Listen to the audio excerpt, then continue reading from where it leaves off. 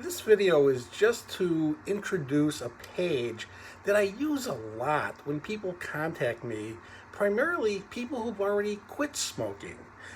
Many of the contacts that I get from people are those looking for help in quitting. And I have specific pages set up to help with that. The one primary one is, can you spare an hour and a half to save your life? And that has all the resources that I feel can help people if they just are willing to spend 90 minutes and go through a series of videos that help explain why people smoke, why they should stop, and how to stay off. And they're just touching, in a sense, on the topics of how to stay off and how to stop, because that really doesn't take that much work to explain. Those are actually kind of simple processes. What is more complex is helping people understand why they smoke and really the importance of quitting. But the other kind of, and then there's also the playlist set up for people who want to do a day by day program to help them for the first couple of weeks. So I have pages for that. But one of the more common things that I think I get are people just writing to thank me for having used my resources to quit smoking. And they're often writing me weeks after they quit, months after they quit, and actually probably more frequently years after they quit smoking. I have one page that I've set up, actually kind of two pages, but I have one page that I set up called The Implications of Taking a Puff Once You Have Quit. This is something that I often, when I get these contacts from people saying that they just wanted to thank me for the help and that they're doing well, that I tell them, this is one page that I really hope that they kind of go through over time. That, and there's one called Relapse Prevention Materials. And that one already had a video on top explaining kind of what that page was for and what all these articles were. But I was always sending people the link to the implication of taking a puff once you have quit, and then writing out this kind of lengthy explanation of why, of how they should be using it. Well, I realized I could just stick a video on top of that page, so that's going to be this video.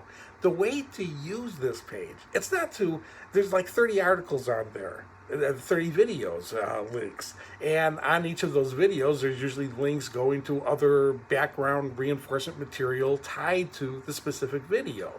But you don't need to go and just watch all these 30 videos, which will probably take several hours, in one sitting the day I send you that link, or the day you find that link.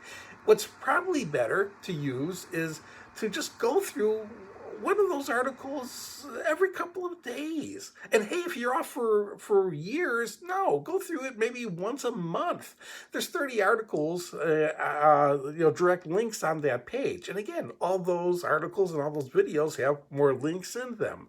But just spending, and it may only take you 2 or 3 minutes. The videos are often short, or sometimes they may be up to, the original videos were sometimes like 10 minutes. But spending that time, again, even if it's once a month, it'll help reinforce you for years. The other page that I have that's talking about this is the relapse prevention page. And that one has 45 videos on it. And again, all those videos had links to other information that would back up topics that they were talking about. So there's lots of materials that people can go through who have quit already. They're doing fine, but they keep them doing fine. And that's basically all I need to say about this one. Is those resources are available, and I hope you use them. I'm releasing this video today, and this is how some people are originally going to find out about those pages. Over time, I think the only people who are going to see this video are people seeing the video on the specific page of the implications of taking a puff.